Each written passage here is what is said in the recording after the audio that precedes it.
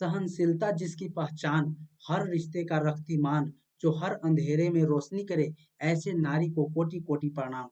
बंधुओं, हमारे समाज में महिलाओं को नारी तो नारायणी कहा गया है।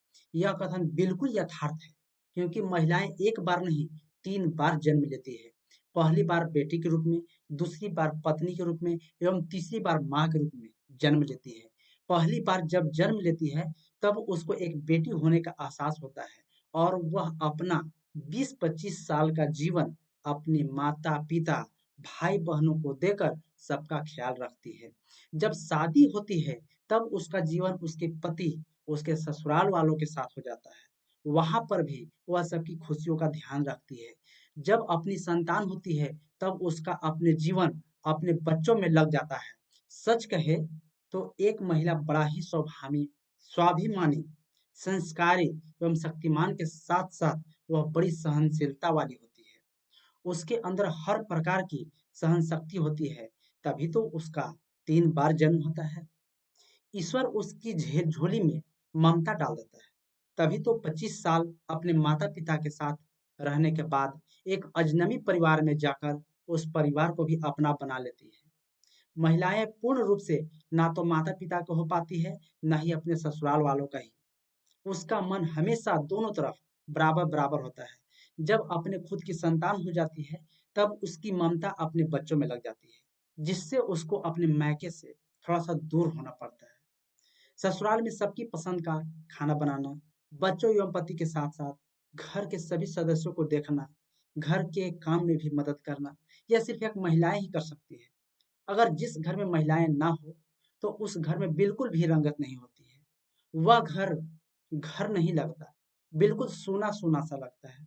कहावतें भी हैं, बिन घरनी घर भूत के ढेरा, इसलिए स्त्रियों को देवी माना गया है। महिलाएँ जब श्रृंगार करती है, तो कितनी ही बदसूरत क्यों ना हो, जब साड़ी पहन ले और अपने माथे पर बिंदी लगा ले, तो वह एक देवी का रूप लगती है। पराया मर्द कोई भी आँखें उठाकर देख नहीं सकता, क्योंकि उनके माथे पर सजी जो बिंदी होती है, वह उनकी तीसरी नेत्र होती है। महिलाओं में एक सुंदरता और होती है, जो अपने घरों को पूरी तरह से ख्याल रखती है। चाहे उसका कोई रसोई घर हो या बेडरूम या चाहे ड्राइंग रूम ही क्यों ना हो, हर चीज़ को सजाना जानती है। इसलिए कहते हैं, महिलाएँ बहुत शक्तिशाली होती है। जिस घर में महिलाओं की कदर नहीं होती है, उस घर में अन्न, धन, लक्ष्मी नहीं टिकती है। यानी कि जहाँ पे महिलाओं की कदर होती है, उस घर में अन्न, धन, लक्ष्मी, इस सब की कोई चीज़ की कमी नहीं होती है। और जिस घर की महिलाएँ जब सज-संवर के रहती है, हमेशा हँसती-बोलती रहती है, उस घर में किसी चीज़ की कमी नहीं होती है। जिस घर की महिलाओं को पुरुष परेशान करते हैं, लड़ाई-झगड़ा एवं मारते-पीटते हैं, उस घर से लक्ष्मी भी भाग जाती है, रूठ जाती है। महिलाओं को भी एक अच्छा परिवार और उसके सौभाग्य उसके कर्मों से मिलता है। मगर यदि गलत काम करे तो उसका भी धीरे-धीरे भाग्य खत्म होने लगता है। अगर महिलाएँ अपने सही चरित्र पर, सही रास्ते पर हैं, किसी के साथ दुर्व्यवहार नहीं करती है, तो माँ भगवती उसके साथ होती है। महिलाओं को अपनी मर्यादा में रहनी चाहिए, क्योंकि एक महिला से ही पूरा कुटुंब का भाग्य खुलता है। हम महिलाओं को जो कुछ भी देते हैं, उसके बदले में वे हमें उससे ज़्यादा लौटाती है। यदि हम उन्हें मकान दें, तो हमें घर देती है। अनाज दें, तो वे हमें भोजन देती है। मुस्कुराहट दें, तो वे हमें अपना दिल देती है। हम उन्हें जो कुछ भी देते हैं, बदले में हमें कुछ ज़्यादा ही लौटाती है।